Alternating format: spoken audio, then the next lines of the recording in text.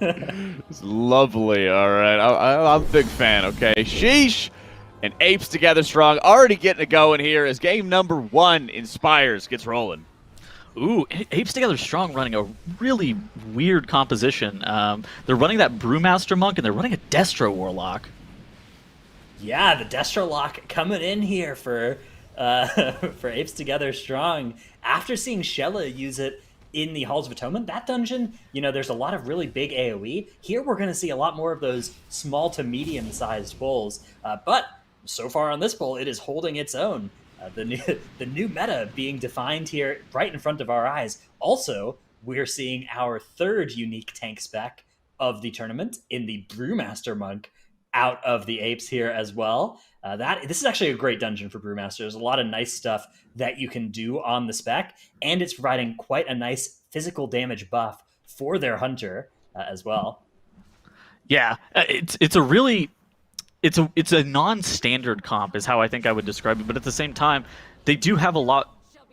It's a lot of better utility that allows you to do the dungeon in a different way, but you lose a lot of speed in the process. For Sheesh, you do see Thanner there on that Holy Paladin popping off. His Ashen Hollow is down. He's saying, I'm going to pop a bubble here and just continue DPSing. I may even stand in this puddle. Don't look at me. I'm standing in the Sanguine. And now the boss being pulled with that whole entire trash pack and Arcoleth. Oh, dangerous. And the Touch of Death goes out to attempt to finish off this Castigator while it's in that Sanguine puddle, but not quite low enough to be one-shot by it. And that thing is going to take another couple of extra seconds as they now have to dodge these barrages during the air phase of the boss while they finish off this Goliath. And they just, Thanor's going to pick up his anima power here. Don't mind if I do. Yeah, just collecting that in the middle of the boss fight. Meanwhile, Apes Together Strong on a much more methodical path through the dungeon. They are just fighting the Incinerator by itself instead of with the next pack and the next boss all at the same time. Yeah, so Apes Together Strong is doing something that's really standard for how you just would do this dungeon in a live or normal route, whereas Sheesh is cranking it up to 11 and making sure that every mob gets pulled. They did have some Sanguine healing. I feel like their Sanguine management there had a lot that they could have improved on, but it's like we were talking about before the match started, just lack of... Oh, dude, that almost landed in the Sanguine puddle. That right there is the issue. They're going to be okay, though. Yeah, it is not going to full heal the boss, that Sanguine puddle. That would have been a tragedy if it were to happen, as the Apes are getting started with their boss pull. They are also pulling all of the trash onto the boss, just no tormented mob as well. Yeah, they probably have access to Ring of Peace, but they also have access to something like a Binding Shot if they really want it. Binding Shot isn't the greatest utility on Sanguine, but it can separate some of the mobs, while things like the Goliath and the boss won't be able to be affected by it. Apes Together Strong, I think they had a more clean and consistent pulling of the first boss here. Yeah, I mean, part of that might be that you weren't having to deal with the Incinerator in the middle of the pull as well. That's true. That mob requires interrupts and drops Void Zones and does a bunch of damage to the whole group as well. But I agree with you. The execution of this fight has looked pretty great from them. We haven't seen Touch of Deaths being sunk into mobs that weren't about to die. This Goliath is going to die in a little bit of an awkward position if they aren't careful with it. Ideally, you want it to die in the middle of the room, and that's... Oh, wow, look at this. They're going to have this Goliath die, right in the middle of the room, which is great, because the boss never, the bird, the Ether Worm, never lands in the middle of the room, right? It always goes to an edge of the room, and so that is the one that you... Oh, tank death! This is so bad, Dratnos. They're trying to get a Soulstone out. Yeah, so Soulstone is going to be deployed. They have to taunt the boss. It looks like it's going to be Cauterize and a pod that is going to be the cost of this for them, but otherwise they are able to recover this one.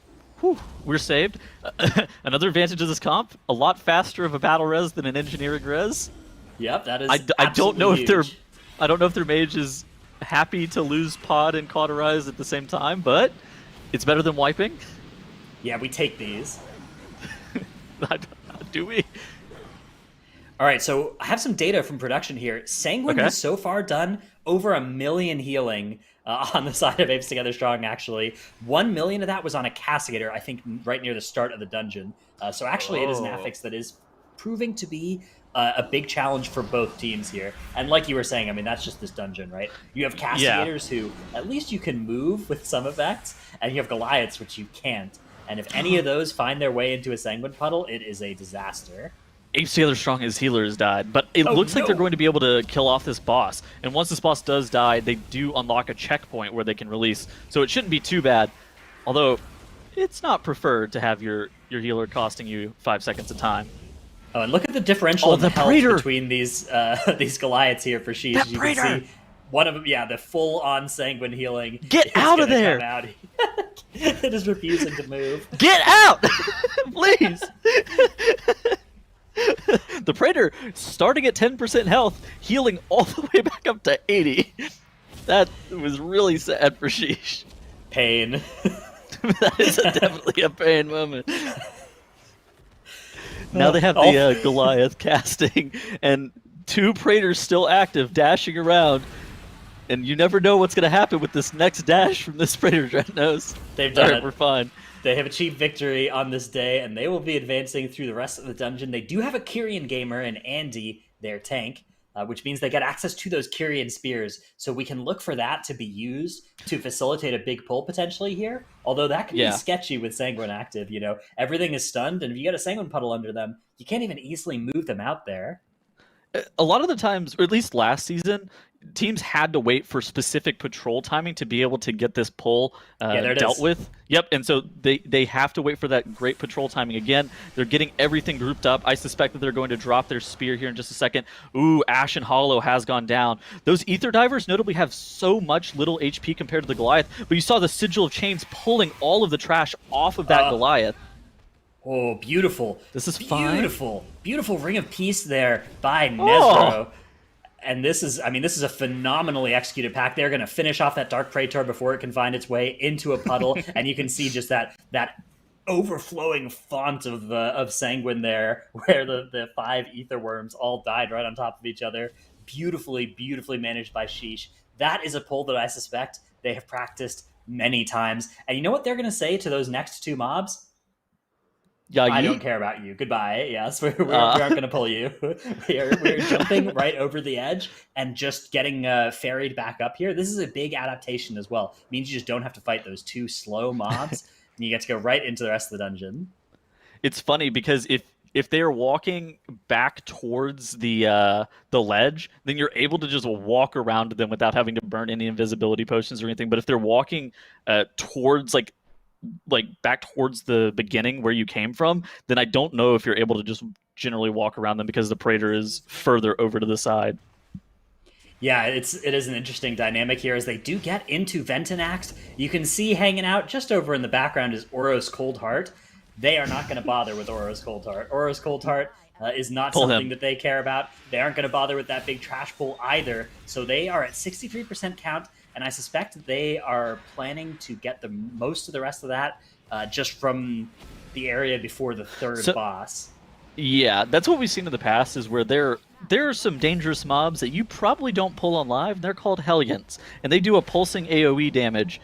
And a lot of the time, we've seen very different strategies for those mobs across last season, whether it be committing a spear to it, whether it be just blowing a bloodlust on it, having all of your offensive CDs. I'm wondering what Sheesh has decided is the most important thing, but that Hellion pull is something that can wipe groups, and it has historically wiped very many groups just with how much damage can go out. If any kicks are missed on the Castigators, they're not called Castigators in that part of the dungeon, but they're still Castigators.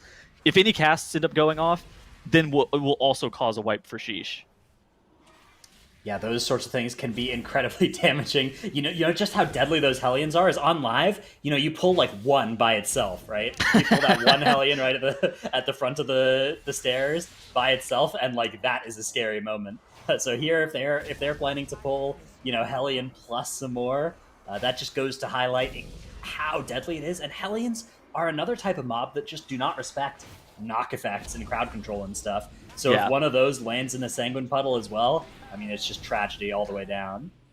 Apes Together Strong looks like they're recovering pretty well. They did end up using their spear on one of their pulls, and they're making their way through the dungeon. But as it currently stands, they look like they're a little bit over one boss behind where Sheesh is currently.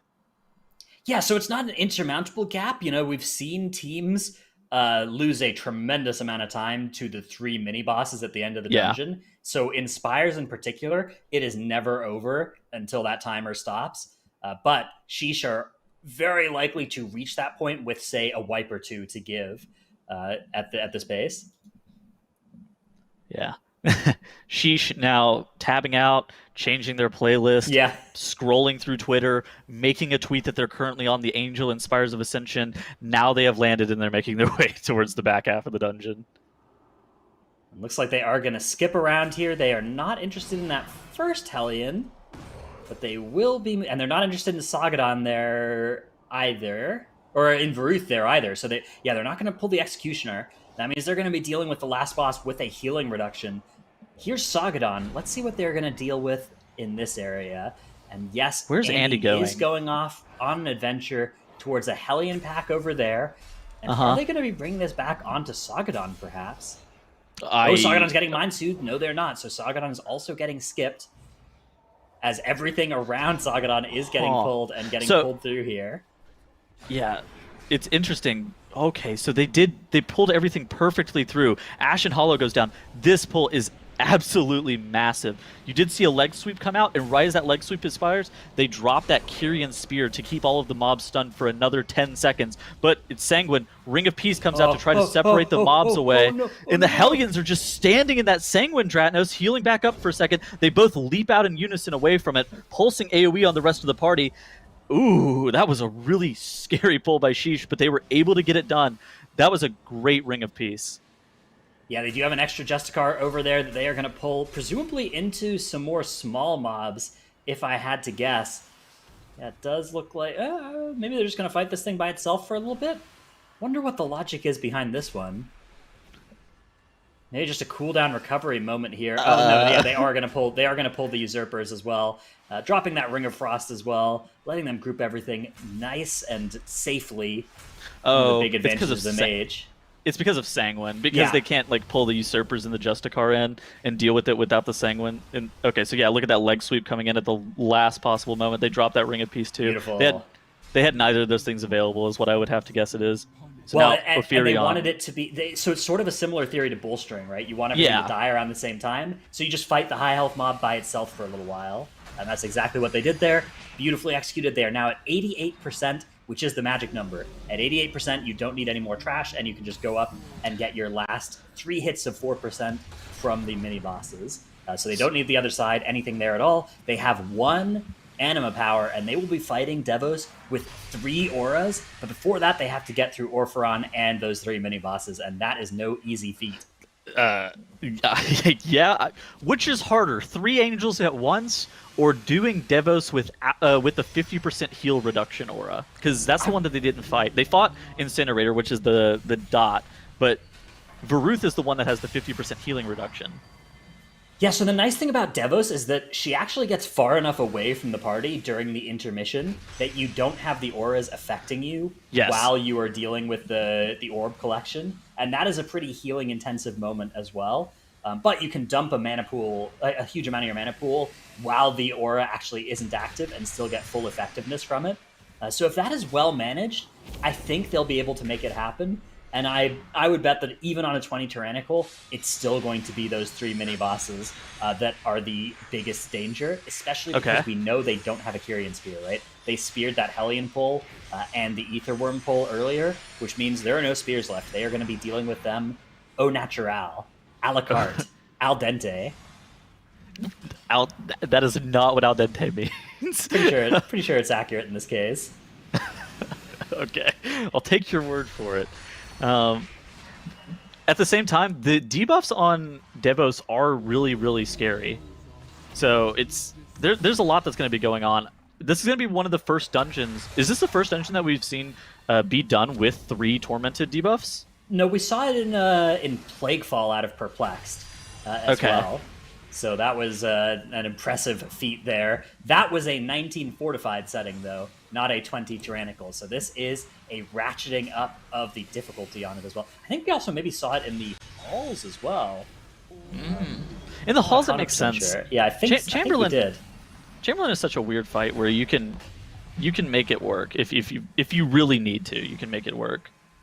Yeah, I mean, usually the effect we're talking about adding is the healing reduction aura. Yes. Which is not, it's not the end of the world as long as you kill bosses quickly and avoid the avoidable damage. Look at Apes the Other Strong.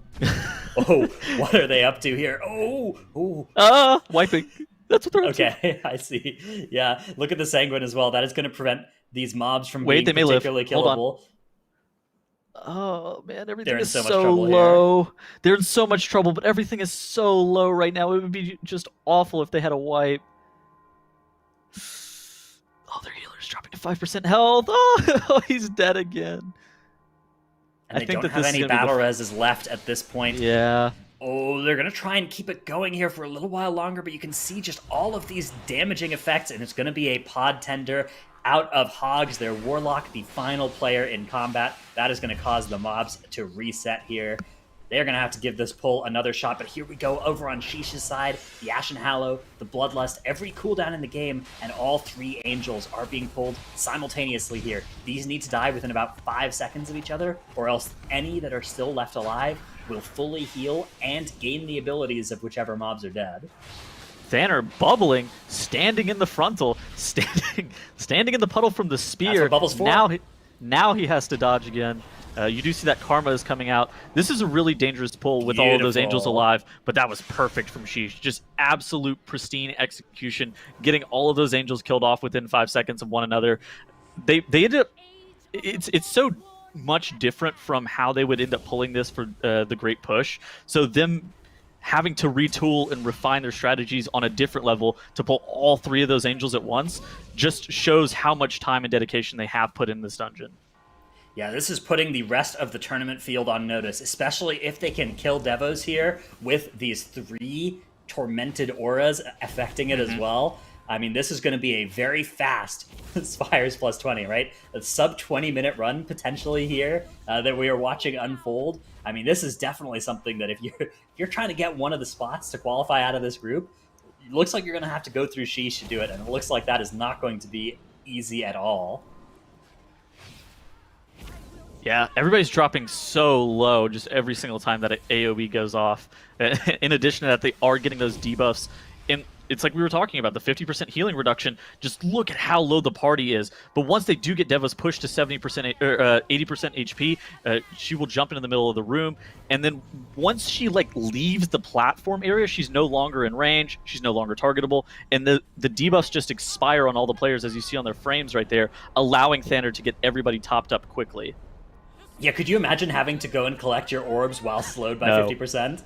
That would not be an ideal moment, and that might actually be something that would cause them to rethink doing this strategy. Ooh. But because of that is not active, they actually get to top everybody up coming into this phase as well. And they actually have a bunch of extra healing, right? Everybody has off healing or self healing effects in the rest of the group also, so it really does help compete with this aura that is really... I mean, it really is representing a lot of extra healing that needs to be done. It helps, too, that they do have a Mass Dispel. That's one of the bigger things, is that Splat, he ended up MDing off all of those... I don't know what the name of the debuff is. Yeah, the Seed of Corruption. There's actually a little aura around the boss as well, because Nezro diffused magicked it back on the boss as well. So they have a lot of tools for dealing with it. Ooh, block. Right there, you saw Wildy just block his off of himself there. So they have to aggressively get these debuffs off of them, otherwise they're going to be in a heap of trouble. They push Devos at 30% here, and after Devos gets pushed at 30%, they are pretty much home free. But Andy is criminally low on HP. Yeah, they will be able to top Andy as soon as they can get this push done, right? As soon as that healing reduction aura diffuses off of them, right? Once they get to that intermission, they should be able to recover. But Thanner is running dangerously low on mana. He's going to have enough to top everybody during this intermission, and that's going to be about it. And they are going to have to nuke the rest of the boss HP without really all that much resources left. But the Javelin does a considerable amount of damage to the boss. So it's not like they have... They don't have a large phase. That second phase is by far the longest HP burn that you're going to have, where teams on live will typically lust in that phase if they do have a lust on Devos. So yeah, look at it, 16% HP. It's going to basically die once all of their CDs are over. You see Wildy popping his combustion, Splat ends up going, pressing Void Eruption, gets in to Void Form there. You have the Ash and Hollow coming out. This boss is just dropping rapidly. And Sheesh, you mentioned that they may be under 20 minutes. They're right above that. And that was a really, really solid run by them. That's right. Sheesh taking game number 1, skipping 3 of the tormented mobs at the very end. And I also like that control out of Thaner, just to make sure that he's taking advantage of all those torment effects kind of leaving once that intermission gets started, taking the extra time to burn extra mana when he needs to be able to pump out that healing. So very well played by the team as they take game number 1 here, Zyro. Yeah, just well played all around. And Sheesh, I mean, they're kind of picking up where they left off with the Great Push. You know, remember, they were the only team in the Great Push to get that 26 the other side down, so they definitely have a lot of credentials under their belt. And they played pretty much like what we would expect from a pretty seasoned MDI team. Extremely clean pulls, 0 deaths on the board, no major issues with any of their routing. Looked great from them. Yeah, no question, as we're able to start taking a look. You know, one thing I think is interesting right here, I kind of harp on it a little bit too much with the interrupts, though, but usually the winning team is a lot more interrupts. Sort of this one, they just seem to be able to nuke everything down so quickly before it could start getting any casts off, Dratnos. Yeah, you can't interrupt a mob if it's dead, so that is one of the big advantages to the strategy that Sheesh did. That's why we have you on the desk. Yeah. You can't interrupt. More analysis available later. Dead. Available on your Patreon page. Stop. With Sheesh, of course, taking that victory, is going to be putting Apes together strong as well in the hot seat. And we've been seeing as well, Tettles, how, you know, a lot of these teams with the big variance there often is in the groups between seeding. You're having these really high and low differentials with 24 teams taking part in this season's MDI. It's a lot of pressure on these guys, and also going to be kind of a bloodbath as well, because a lot of them got to set their sights on, you know, some of these later dungeons that might be in the lower bracket as well, and be as efficient as they can with their practice. Yeah, and in addition to that, Spires of Ascension on Tyrannical Sanguine is probably one of the highest barrier to entry dungeons for like an MDI caliber team that requires so much practice, so much precision, and just being really good with your Sanguine management. Whereas the second dungeon that we have, which is that Bursting Fortified Storming Theater of Pain, that's a lot more like a live key dungeon. That's an affixed combo that you would be really happy to see. That's just a dungeon that you would have a lot of practice on being able to do it that way, and you're not going to be punished in the same way as if you end up having multiple ticks of Sanguine, you miss an interrupt, and then you just end up wiping, like happened in Spires of Ascension. Okay, Boomkin, Yeah, right. you might like to see those, but healers are cringing when they see those affixes. Well, They're there's been a lot than- of Shadow Priests, you know? Thankfully, there's been a lot of Shadow Priest, and being able to have those Master Spells does go a long way. And, I mean, you know, we've all kind of seen it. Holy Paladins don't have to put out that much healing. I mean, we've been looking at how previous seasons Boomkins were just carrying all that off-healing titles, you'd know. Yeah, I mean, you gotta press Heart of the Wild, man, and then heal. And as I said many times, if Holy Paladins had nothing, it would still be too much. But thankfully, this time around, they got the Shadow Priest for the Master Spells to make some of the bursting a lot easier. And, you know, it's always important to point out on this one, Dratos, we're having a lot of live key affix combos for these different players. We haven't seen that this week's Tyrannical Quaking just yet. I know it's been on the board for a couple different games that we'd be able to see, but it also starts making things more relatable for a lot of these players to start kind of carrying forward with them. That's what it is. The DOS this week is what we have for live servers. Right, that's it. You know, every affix combo here is a combo that does show up on the live servers. So as we move into this Theater of Pain with Fortified, Bursting, and Storming, you know, that is absolutely something that, first off, it's just helpful for the teams that do push the live keys, right? In previous MDIs, sometimes we do these affixes that don't show up on the live servers. This time around, though, we're avoiding that, at least for this group. And that does provide a little bit more of a kind of transferability of your experience from the live servers to the tournament realm. And it just means that the stuff you're seeing here is stuff that happens on the live servers as well. You know, maybe the strategies are a little bit less aggressive, But there's definitely some through lines that do hold true between the two formats, and there's a lot of skill that is absolutely transferable between the TR and the live servers. What I like most about theater, though, since you started talking about strategy, is that, you know, Yeah. you mentioned it before, actually, just as we were preparing for these. Theater of Pain is one of those dungeons that before, you know, the target cap was removed, thank you, Warcraft Apes. Yeah. Before that was removed, it was one of those dungeons where you never really felt like you had to run into that target cap situation at all. Yeah, Theaters is a really exciting dungeon conceptually because it does offer these 3 different paths. And I think this season in particular, with a tormented mini boss halfway into each wing as well, that even further increases the possibilities in your head. Now, the way the metagame has been shaking out, you know, I suspect that we're going to see Oros and Sagadon largely skipped. But the question is going to be, you know, where do you find a good spot to deal with the other two? And also, the last boss in this dungeon is no joke. Fighting that thing with extra auras, I mean, it can be pretty scary.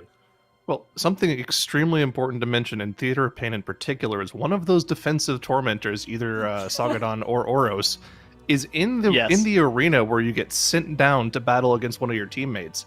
And if you aren't as far as possible away from the arena when you get picked to fight, you can pull that mob while you're fighting each other. And then when you get sent back up, if it's Sagadon, he just kills your entire team because no one's in range. So I'm curious to see if these teams have found a way to deal with that, or if they're just going to be killing that defensive tormentor because they feel like they have to. Well, if it's Oros, then they just play the boss like normal. 5 banners up, full slow, you know? Yeah. What more could they do to you? I think it's going to be interesting to see what compositions we get here. Like stuff like Windwalker Monk, Arms Warrior, Havoc Demon Hunter, MM Hunter, Rogue. All of those classes and specializations are really powerful for Theater of Pain, just as a general rule. And I wonder if we're going to see just like dropping potentially like a Fire Mage, dropping that Shadow Priest.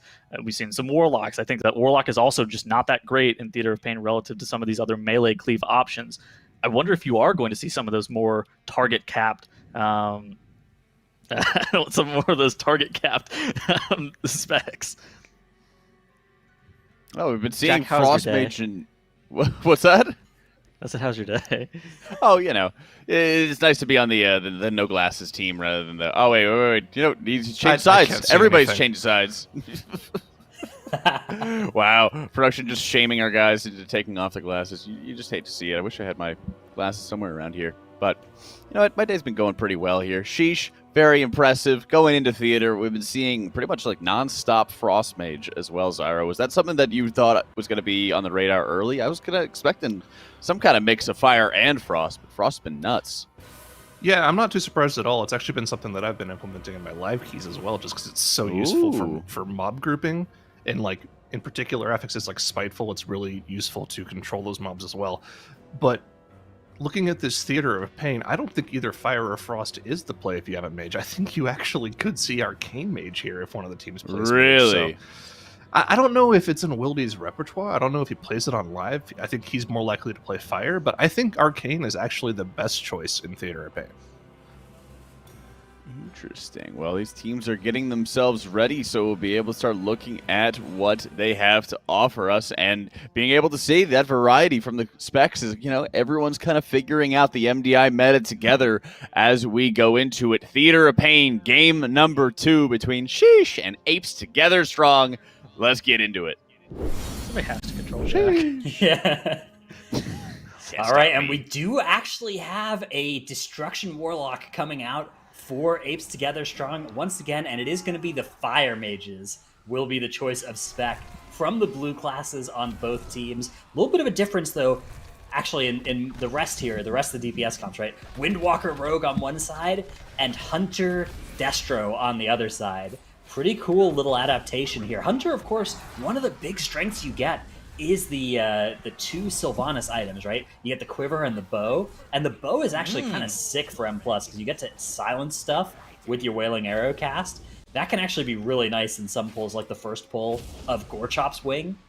Pretty useful effect there. So we'll see if there's any value to be realized there. As you actually see Hunter atop the meters, a really close fight though between 3 DPS players and 1 Holy Paladin for that first place spot over on Apes Together Strong. That passer in health from Apes Together Strong is very unfortunate. So that mob will teleport out and then start casting, and if you don't get a kick on it quick enough, then it will just be completely outside of your cleave whenever you need to be able to burst down all of the mobs. Whereas on the side of Sheesh, look at how close together the HP of their bosses are. They were making sure that all 3 of those mobs were stacked for their initial burst, and now that allows them to just take an absolutely massive lead on that first boss kill. Apes Together Strong ended up killing Decia about the same time that Sheesh did, but it just came down to the casters not getting kicked back into melee fast enough. That's going to cost them a lot of time. And this is a perfect example for when we talk about why overall damage can be a misleading statistic here, right? Is Apes Together Strong was actually dealing massive overall damage there at the start of that pull, but because Passer and the Virulent, right, was out of the group, that was not actually all effective damage, right? They were dealing huge overall, but they were missing important damage on one target, and that's actually going to cost them a lot of time. And so, and a lot of overall, and eventually that's going to translate into the overall as well. But you look at something like the damage numbers that you're doing there, and actually they are a little bit misleading in cases like that. So a very good highlight of that, the way that works, right? The way that what's important is figuring out which target is dying last and putting more damage into that. Ooh, now Sheesh doing a bunch of these souls here with this incinerator, and they also have the Portal Guardian on top of this. This is an absolutely very scary pull. They get that Silent Sigil out to silence off all of those chains from those small mobs. They get the Portal Guardian down, and now it's just incinerator kicks that they have to deal with. Dwarf Racials coming out across the board to clear their bursting stacks as well. Beautifully managed by Sheesh, and yeah, like you said, just the incinerator is going to be left here. And even on a plus 21 key, which this key is set to, this should be something that they can manage without needing to commit any further resources. Apes Together Strong pulls a bunch of their shackled souls with Baruth. Their healer ends up going down. Fortunately enough, the respawn point is right here, right as some bursting is coming through, and they have bursting going on while Baruth's healing reduction is active. This is scary times for Apes Together Strong. It looks like they're going to be all right, they though. Dark Ironed it. Yeah, it seems like it'll be done okay. So actually, both teams are going to have one damage-buffed Tormented mob done, but it's a different one, right? The Apes Together Strong team has taken care of Varuth, whereas Sheesh have instead taken out Incinerator Arcoleth. And let's see where the Apes maneuver next. Looks like they are on an adventure towards Zav the Unfallen's wing. Here's Sagadon as well, hanging out in that arena. So let's see if they decide to pull Sagadon, or if they found a way to avoid the risk of it pulling in the middle of their boss combat, like Zyronic mentioned earlier. We've all been there. Yeah, it is a scary We don't have to name and shame people. It is very scary. One of the Apes Together Strong members has taken the Volcanic Plume, Dratnos. Yeah, that's a very cool anima power that it has a lot of utility, less damage and more utility than the other options offered by Varuth. Knocking up mobs though and stopping their casts, that can be a lot of value, especially against stuff like these Arbalists that do a shoot that is not actually interruptible. It's only managed with crowd control effects like that. Exactly. There are a couple dungeons where the Volcanic Plume is really good. One of those is Theater of Pain, the other one's like Sanguine Depths. Those are the two dungeons where you can get a lot of value just from infinite knockups from that. Apes Together Strong now has pulled Sagadon, heeding the advice of Zyronic, making sure that mob does get pulled so that they don't pull it after Zav. Whereas Sheesh is in that Lich Wing, they made quick work of that Portal Guardian. They're making their way to this Bone Reaver that does the Blade Storm cast. A lot of times on live keys, you don't end up pulling all of these Bone Mages with this Bone Reaver, but from MDI experience, we've seen basically all of the Bone Mages get pulled at once. They get like a Silent Sigil dropped on top of them, like you see coming out from Sheesh right here, and then you just kite, you cleave off of this Bone Reaver, and these Bone Mages just fall over during the duration of this Silent Sigil. Yeah, the Bone Mages here are really nice for splats prio damage to the Bone Reaver as well, right? That subtlety priority True. damage we were talking about earlier. Shuriken Storm Eviscerate, Shuriken Storm Eviscerate. Huge amounts of single target when you have extra mobs around. And that is exactly what Sheesh is going to be able to do here. And as they move that Bone Reaver to the second pack, it is dying roughly at the same time as the second Magus here. I miss DFA so much.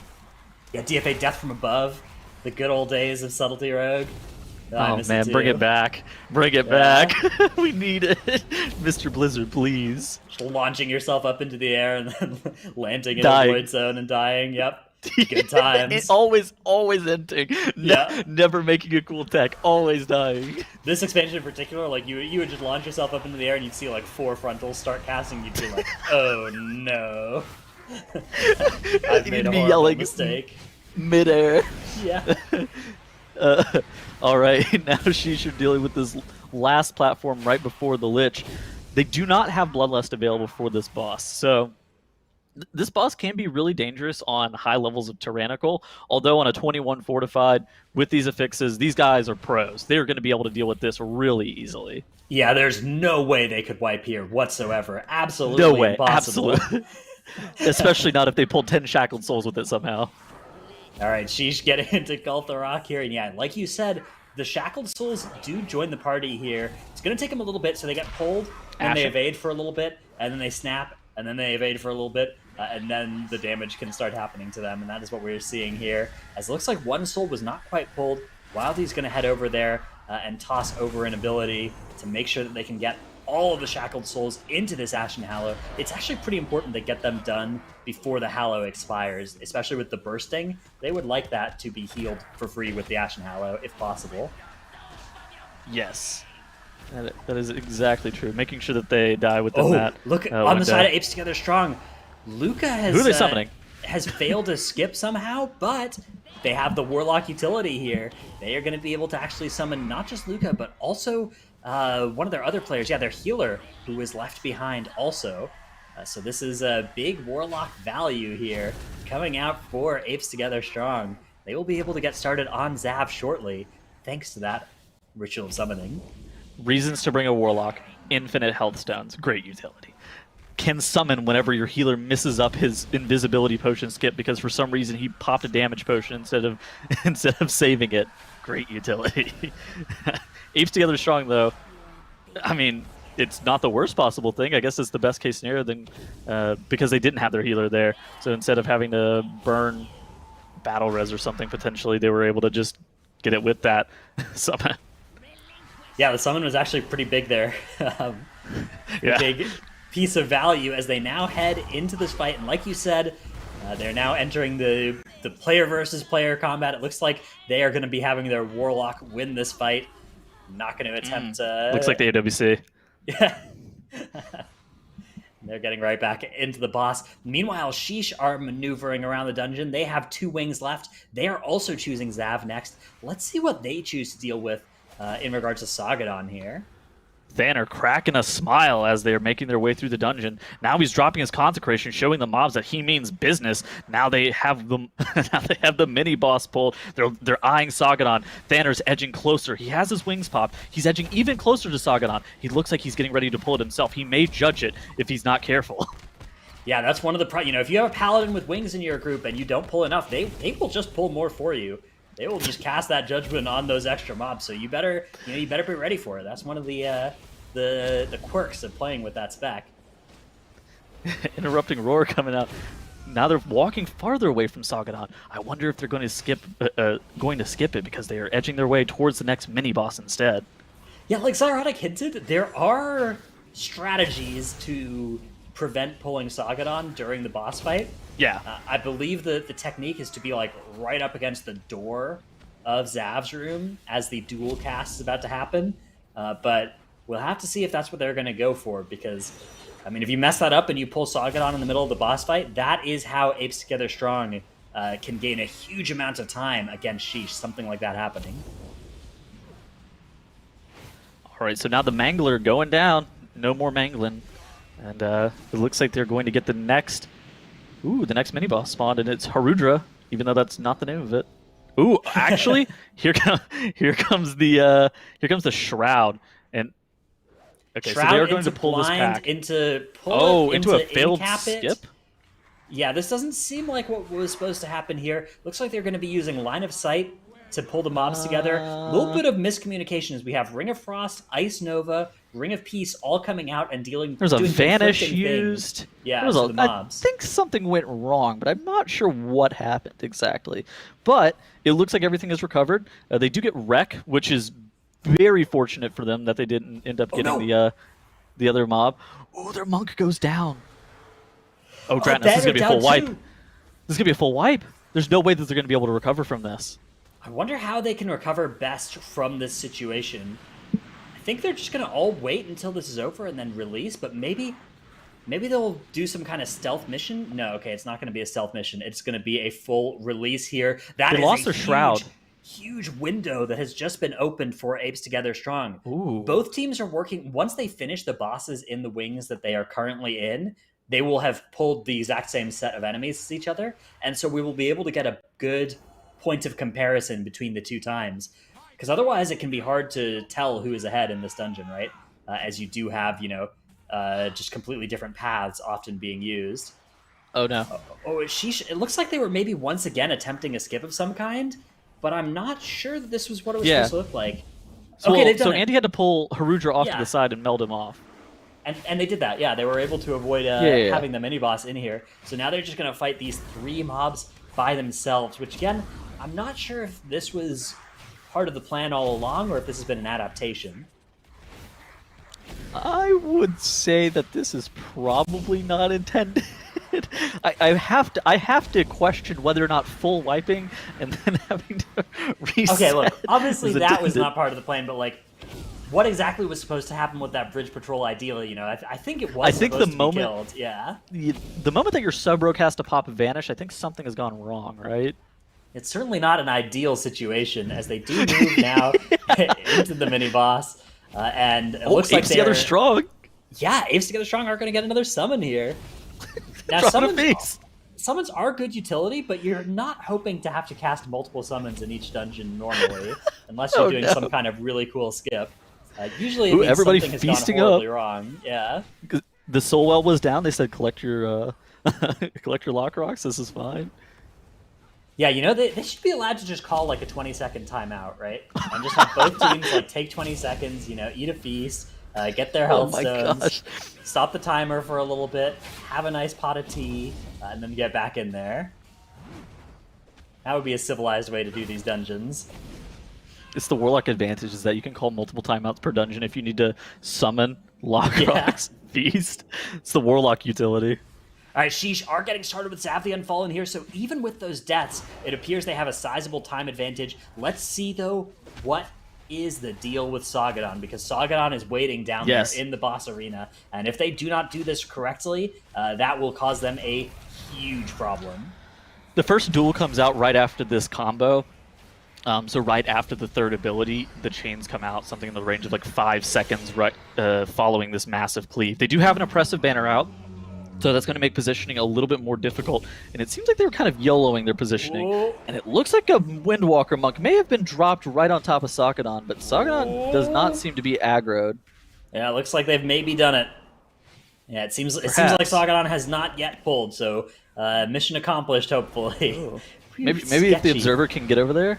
That's okay. Yeah, They it looks won the like fight. Yeah. Yeah. Well, you win the fight. Sagadon will take you out immediately. Well, I didn't see the aura on anybody, so I think they're okay. Oh, true.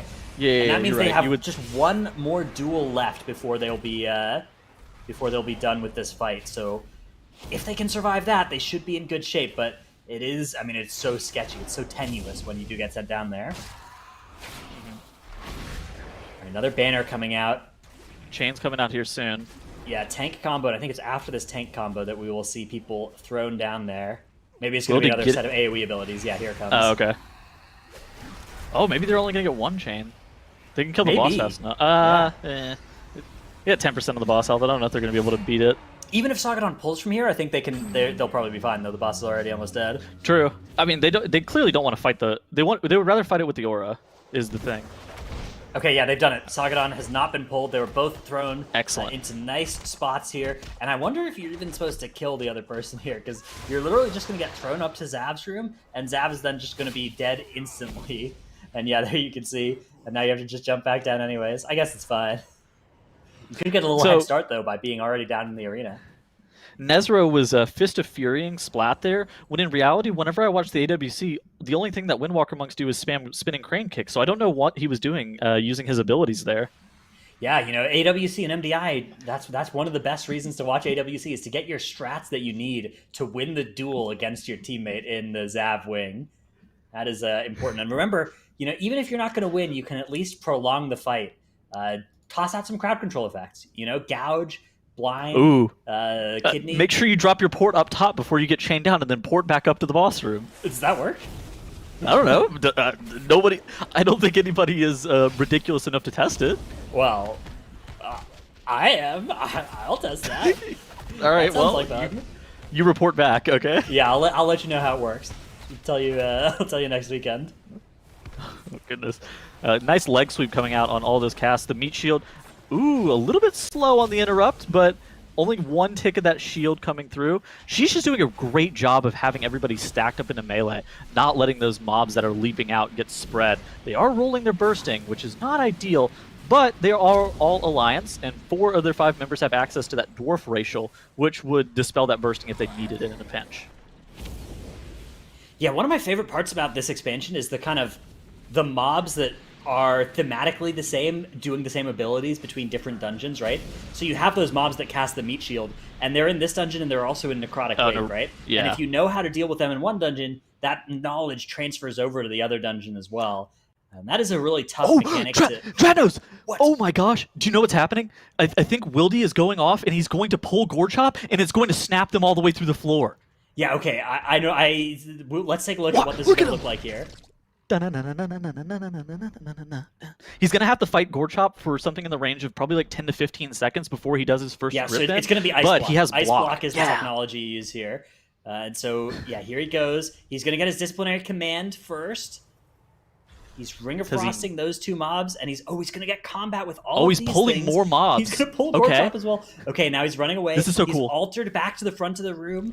Mobs are now coming at him. He's going to alter back over, and he's going to pop his Cauterize and then hit his block. This is scary. And now Gorechop is about to pull everybody down. Bop him. The rest of the group is going to come down, and yeah, he's going to need a bop rapidly. Banner's going to bubble. The bop comes there out it is. There's the bop. There it is. Beautiful. Oh, that's so good. Ashen Hollow, Bloodlust. All right, chat, you guys have to clip that. There's a clip feature in the YouTube player. I don't know how well it works, but you need to use it. Yeah, that is a fantastic, fantastic piece of technology being deployed there by Sheesh and being brought to its logical conclusion. Whoa, Wildly still going down, though. He died! Still had a little bit of threat there after the bop expired. Oh, no, and Splat Splat gets is going chained. to be hooked there. That's going to hit him with a beefy debuff as well. It's a bleed. He could dwarf it off, but you know what he says? Heal me. Heal me. I'm saving my dwarf racial. Yeah, I need that for later. I'd rather cheat. Heal me. I'd rather die than save you some mana. So they have to use their engineering battle res. I wonder where Wildy is. I wonder if he's in one of those puddles and they can't get a res on him. Oh, they finally get a res. He is back available to party. He fortunately enough did get his combustion off before dying, so his damage isn't that bad. However, his second combustion is going to be delayed by a substantial amount due to the fact that he lost that Bloodlust. He ended up losing just so many casts that are able to reduce his combustion CE. Yeah, I mean, the strategy they've used here has saved them so much time. Though. Smiling. I mean, this was a tremendous maneuver from Sheesh. I loved the way that was choreographed, and yeah, I mean the way that they've really used every single part of their kit. You know that they used Alter Time, Ring of Frost, Ice Block, Bop, the whole thing, right? Everything available to make that all work out, so that they could not only pull the boss, which we've seen people do before, but also that entire bridge full of mobs with it. Very impressive. Yeah, I think that this is a strategy that you're going to see commonly used during most MDI weekends now. We saw it, I think, Echo was the team that showed it on stream after last season's MDI, but they said that they couldn't really find a reason to use it just because of how Prideful was working out in Theater of Pain. But now, since Prideful's removal, you see Sheesh, first weekend of the season, busting that strategy out and putting it to great use. Yeah, they are going to be using those hooks now with 100% trash count. The only thing that stands between them and a 2-0 victory over Apes Together Strong is Mordretha plus 3 Tormented Auras. That's going to be the slow. It's going to be the physical damage taken increase, and it is going to be the healing reduction effect on them as well. So this fight is not going to be easy on plus 21 with those auras, but if they can manage that, that'll be the end of the map. Yeah. All right, so you see Andy there waiting for the RP to finish before getting the boss pulled. This is a time where you would see a lot of teams on some weekends just like pull a pack of trash or deal with some of the mobs in addition to dealing with more, like right before Mordretha's spawning. Do you think that there is something that they could have done here, Dratnos, instead, where they were just like finishing off the last little bit of trash that they would need? Maybe save some Shackled Souls for here, I guess would be the only thing.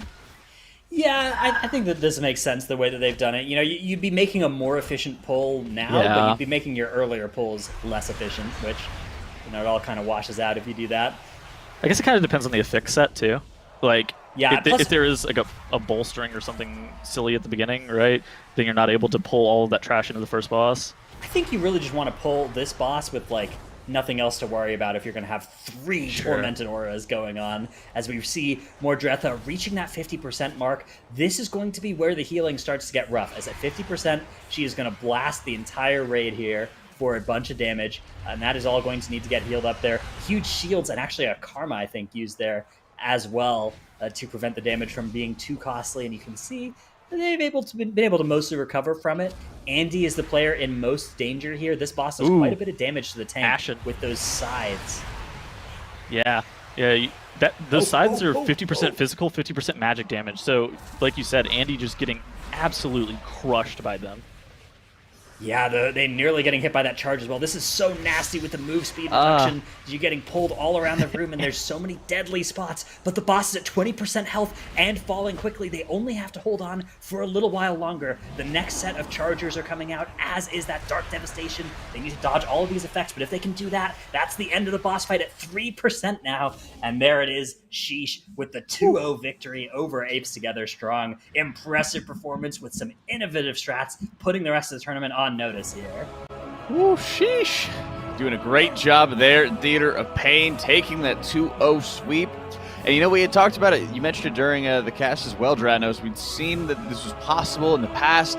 We knew it was some tech that could be brought out. We just didn't really know when. And Sheesh on display, just absolutely crazy, crazy good work there done by Wildy, Zyro. Yeah, I mean,